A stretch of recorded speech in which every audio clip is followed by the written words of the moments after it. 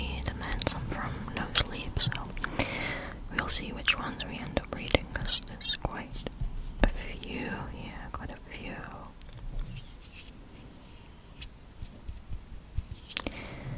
Okay. The first one is by AITA. It's titled, I Think I Was Almost Kidnapped While Skiing as a Kid. This one is from Let's Not Meet.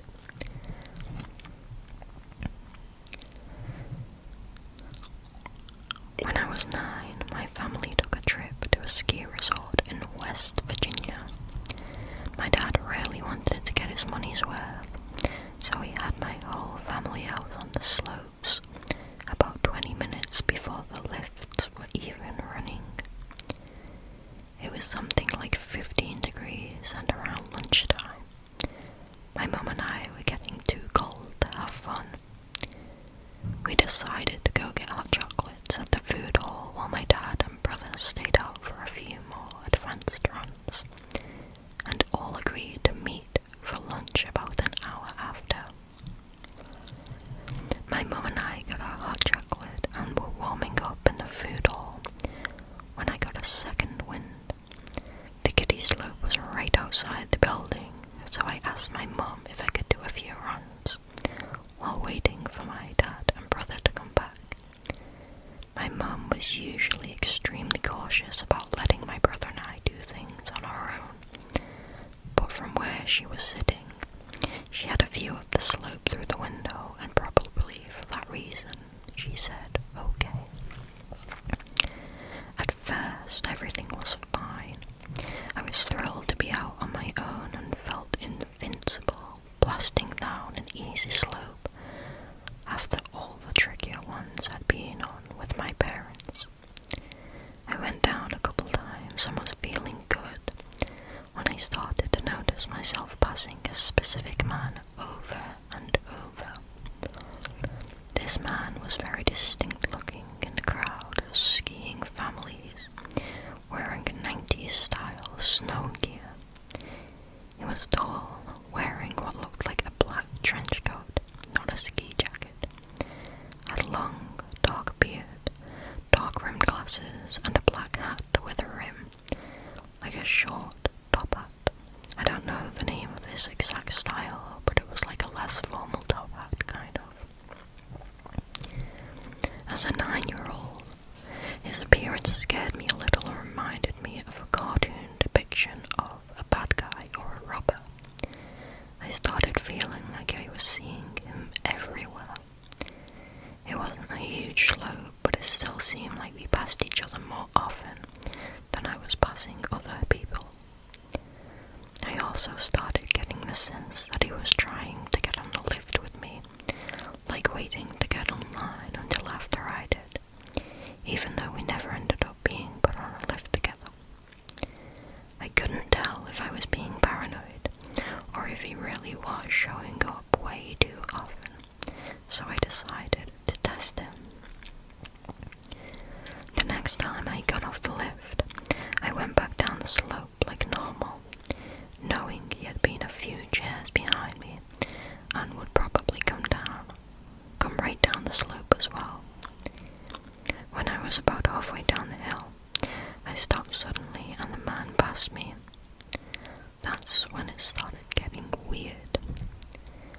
After passing me, the man went a little way further down the hill and gently fell down in a controlled way. He sat on the ground and watched me pass him, then immediately got back up and skied the rest of the way down the hill, getting in line for the lift. Several people behind me. I don't know what he said, but he spoke to each of the people that were in the line between him and me, and managed to get right behind me as I was about to get on the lift. Right as the chair came round, he got up beside me and tried to get on the lift with me.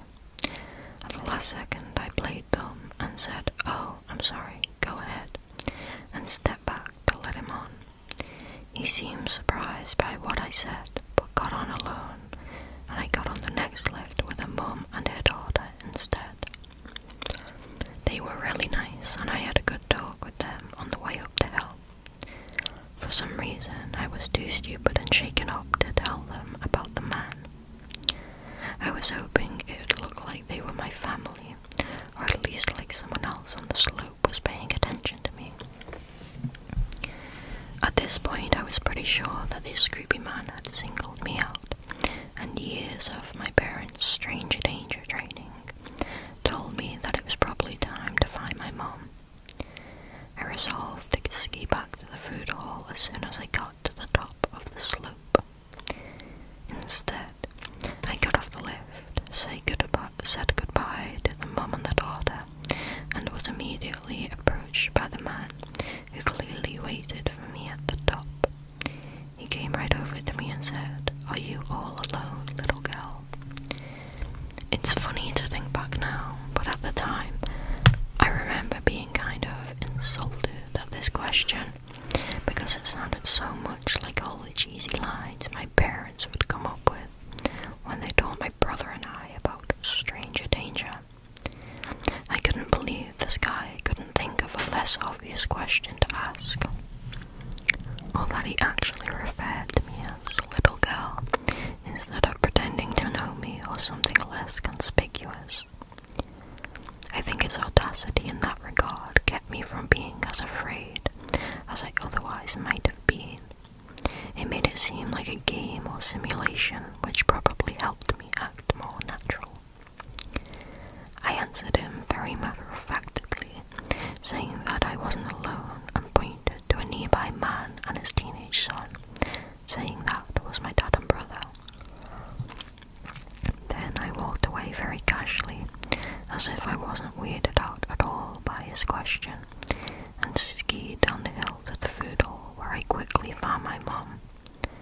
I told her about the guy and the weirdness, and while I was still telling her, I saw him come inside and start walking around with his head high, clearly scanning the crowd like he was looking for someone. My mum was really freaked out and didn't let me leave again, even to get food. My dad and brother arrived soon after that, and my mum told my dad my story. He brushed it off as someone probably being awkward but trying to look out for me, but my mum wasn't convinced, and I'm not either. I think about that guy every now and then and wonder what was really going on with him. Why was he dressed so unusually and unseasonably while skiing? Why was he only skiing on the kiddie slope when he didn't seem to be with the family? Why did he notice me at all? Anyway, to the slightly whiplash-looking guy on the snowshoe ski slope, let's not meet again.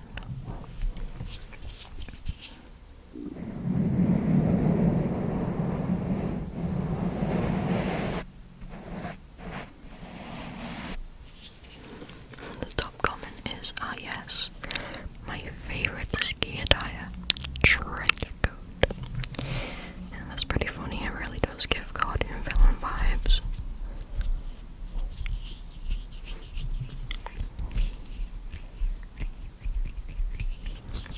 Yeah, it's really good that the parents instill in the kid, stranger danger and all that sort of thing, because that could have saved their life that night. This is another Let's Not Meet one, and it's by Throwaway ACC for post. Throwaway count for a post. It's titled The White Van That Followed Me Through a Snowstorm. I'm a 21-year-old female, and this story took place when I was around 11 years old. I remember this day clearly because it was the first time I was ever allowed to walk to school and back by myself. Up until the age of 14, I lived in what we thought was a safe place in Chautauqua County, New York. Chautauqua, I think it is. Sorry if I'm butchering that name. Everyone knew everyone. If you thought you would get away with something, then be prepared to have your ear abused by the time you got home. There was this one day though. It was a cold winter day and school unfortunately was still open, so all the neighborhood kids had to walk through knee-high inches of snow just to get to school. It took me longer to leave the house as I was used to walking with my older sister to school, since she knew the routes better than me. I always used to make fun of her for being paranoid and taking a different route every day from school. But after that day, I learned that was what saved my life. As I was waiting by the door to leave, my mom came up and told me that I should ride with her to drop me off because my sister was too sick to go today. Being a brat, I made a big deal about walking by myself because I was almost 12 years old and all my friends' parents let them walk alone. She looked at me for a long while, then told me to make sure I pay attention to cars. I got hit by a car and almost died when I was 9, so the worry that showed on her face was well warranted. Hurriedly, I nodded and headed out the door to go to school. My sister didn't like to dilly-dally, so she was always in a rush to get to school early. But seeing as it was just me, I thought it would be a good idea to take my time. I would play in the brown slush that was left on the side of the road, and even make funny-looking snowballs to see how far I could throw them. Halfway to the school, I noticed a white van following behind me. Being the playful child I was, if I had not been bending down to make another snowball, I wouldn't have noticed it slowly creeping up the street. I told myself I was being stupid, but continued more hurriedly to school. Once I got to school, I took a quick glance over my shoulder and saw the van a few feet behind me. It wasn't until I was on school grounds that it drove away fast by me. I thought that would be the end of it, but throughout the day I would stare out the window. The van would be there. I assumed that it never really left, just parked. Many adults would try to convince me years later that maybe it wasn't the same one, but I knew that it was. This van had a bright yellow smile emoji sticker on it. I couldn't see it was in the van, but through the tinted glass I knew they could see me. It was now the end of the day and I wasn't ready to go home. It was too late to call my mum because she was at work and my sister was home sick. I had to suck it up and start walking home. I tried to blend in with a group of kids, but most of them were car riders, and the others didn't live near me. Remembering what my sister told me, I took another route home. I didn't memorize this route clearly, but I decided anything was better than being spotted by that van. I made it to my main street, but realized my mistake too late. The route I took led back to the main street where I walked to school. Hidden behind a row of cars was the white van with a smiley emoji sticker. I tried to stay calm and walk past, but once I heard the van door silently click open, I ran. I made it to my main street, but realized... I just read the name. Sorry. I could hear the rush of 2 pairs of heavy footfalls behind me. They were getting closer, so I did what any normal kid would do. I cut corners, I cut into someone's backyard until I was directly in sight of my house, and forced myself into the thick snow to make it to the door. My heart was racing, not because I was running, but because I could still hear them behind me. I made it to the door and banged with all my might until someone came to the door. My sister looked confused, but one look at my face and she pulled me inside and locked the doors. The van was still outside. Truthfully, it stayed out there until my brother got home. Me and my sister don't talk about it, but we both knew how close it was to me going missing. I hadn't thought about this incident in years, but one of my hometown friends showed me an article that came out in 2013. Apparently some men kidnapped and essayed a girl my age. It wouldn't have scared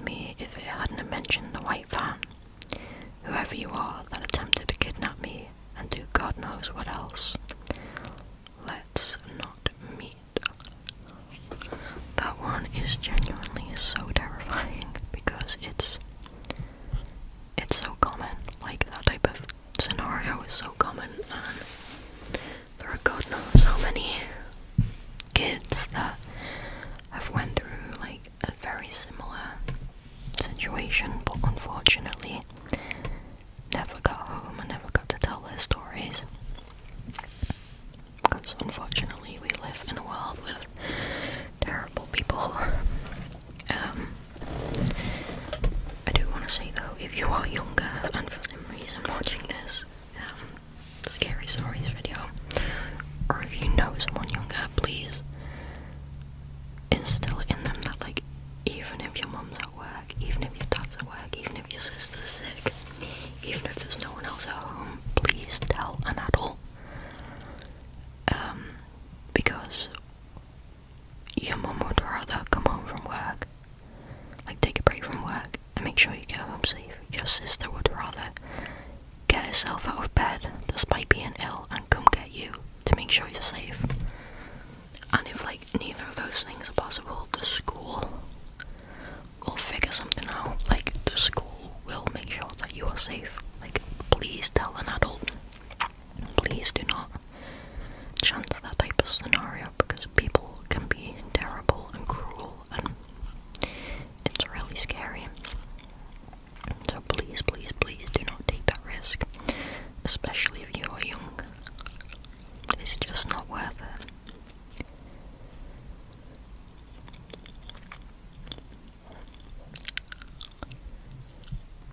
It's terrifying that the sister was like probably seconds away from becoming like a statistic, you know?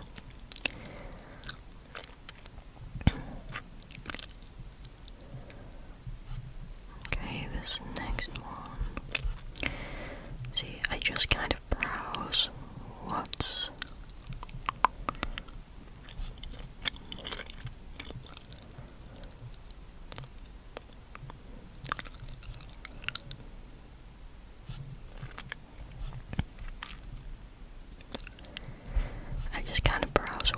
popular. So, and then I like skim over them. So, I haven't read these either. The only time I will have read them is if I've recorded the video already and then something's happened, like the footage has no audio, or I've accidentally deleted it or something.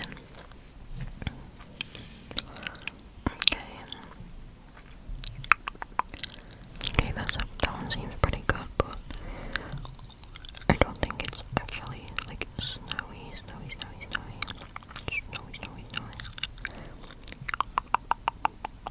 Okay, let's do this one. It is by Postmortem 33, and it is titled, I got stuck in a cabin on a snowy winter night. What I witnessed can't be of this world, and this one is from No Sleep.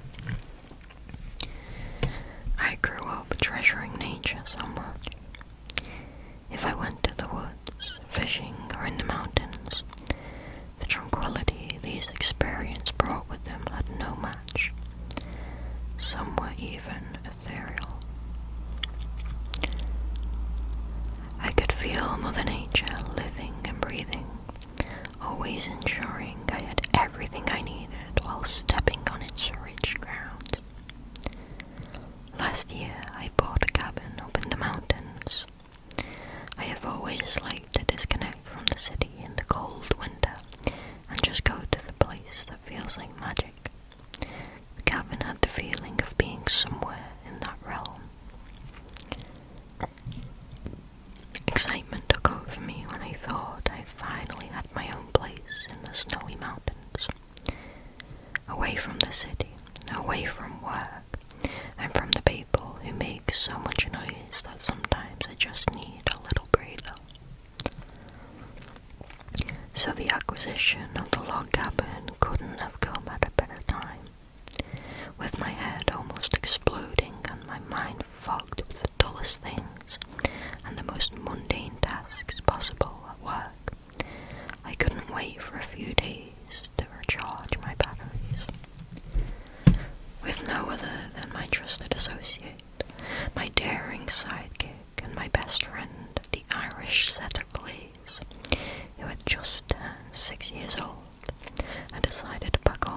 things needed and go. I drove for almost 3 hours. The trees hung heavy with snow, and the flakes fell slowly on the ground. I felt like being in a fairy tale, a vastness of white that conquered all the old land for miles and miles in front of my eyes. I stopped the car somewhere along the way to get fresh water from a spring that ran through the frozen woods. The sight was a spectacle, and I couldn't help but drink. It was so cold I felt my chest turning to ice, yet it was so refreshing. So I took a few gallons with me for the cabin, so Blaze and I wouldn't get dehydrated. I reached the cabin in the afternoon. The temperature began dropping as nightfall approached. I had maybe 2 hours, tops, of daylight. I parked the car, took the supplies and food inside, turned on the generator, grabbed some firewood and threw it into the fireplace. I poured some gasoline over, and the flame engulfed the logs. After that, I began shoveling the snow on the front porch and around the house. I also took my hunting rifle because I thought a rabbit stew wouldn't hurt anyone. I always liked it, and Blaze liked it too. Time passed quickly enough, and after finishing all the chores, the time came to go inside and make some food. I had some canned dog food for Blaze, and as I felt my stomach growling, the mouth-watering image of sausage and eggs on toast came to mind. I lit some candles to make the ambience more pleasant. I also turned on a lantern, and everything seemed to be perfect. Night fell over the isolated cabin, and the winter winds howled outside over the infinite blanket of snow. Shadows danced on the walls like little devils. The crackling wood sang its song, bringing peace to my tired mind. The cabin felt like a gift from God. I had no television to distract me and didn't check the internet. I only kept my cell phone with me as a precautionary measure because accidents could have happened. Even though the reception had been pretty bad, it still allowed me to call 911. After finishing eating, I enjoyed a beer and a book. I fell asleep in an instant, poof, just like that. The fresh air has had this effect on me ever since I was a kid. The book fell from my lap and thudded on the floor. I instantly jolted awake and saw Blaze looking at the door. He stood still, mildly growling. "What's wrong, boy?" I asked. I could see he was trembling both with anger and fear. He began nervously barking. I had never seen him like that before. Outside in the howling, wintry winds, I heard some sort of static sound combined with a low gurgling. It was as if someone was zapping through a broken TV, where one channel was just annoying static, and the next was unspeakable monsters raging. I peeked outside and saw nothing. Then I grabbed my rifle and wanted to open the door and check it out in person. Yet Blaze wouldn't let me do that. Instead, he stood by the door, barking at me this time. Whatever roamed outside, Blaze felt it necessary to let me know if I went there, I would have found only death. What the hell is that thing out there? God damn it, I whispered to myself.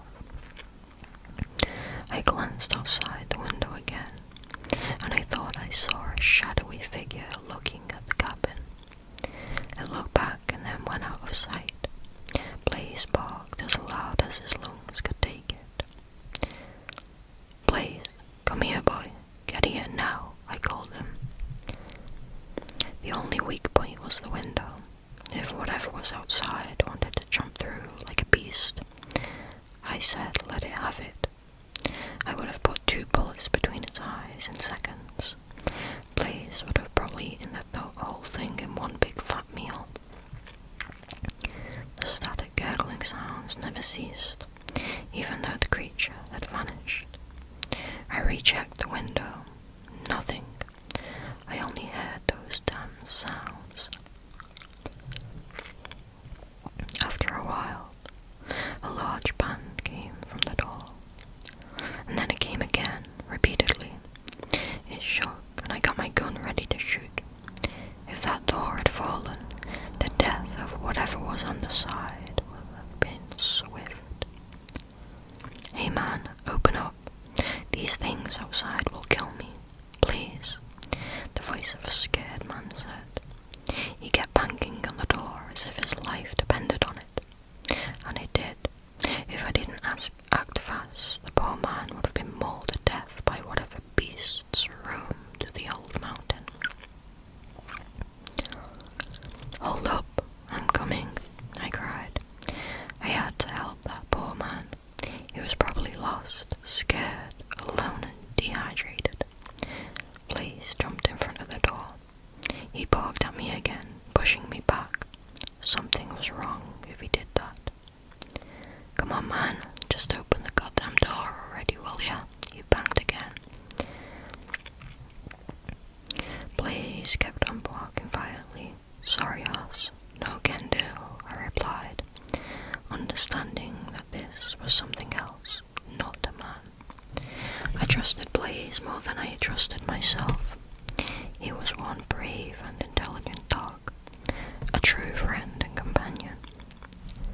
The beast howled, and I heard its voice changing as it drowned. It coughed, I spat, and I thought it was asphyxiating. "Sweetie, can you please open up for Mama? I have a gift for you. It took me so long to find you, and I want to give it to you," my mother's voice said. "What the?" I said, almost dropping the rifle from my hands.